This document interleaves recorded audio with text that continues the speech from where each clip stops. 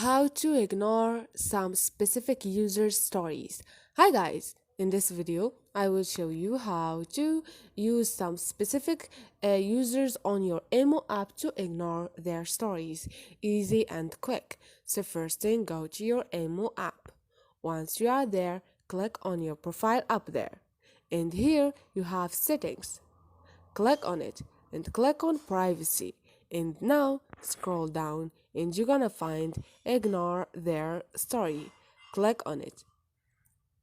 On this list you're gonna find your contact, and you're gonna find the contact that you ignore their stories.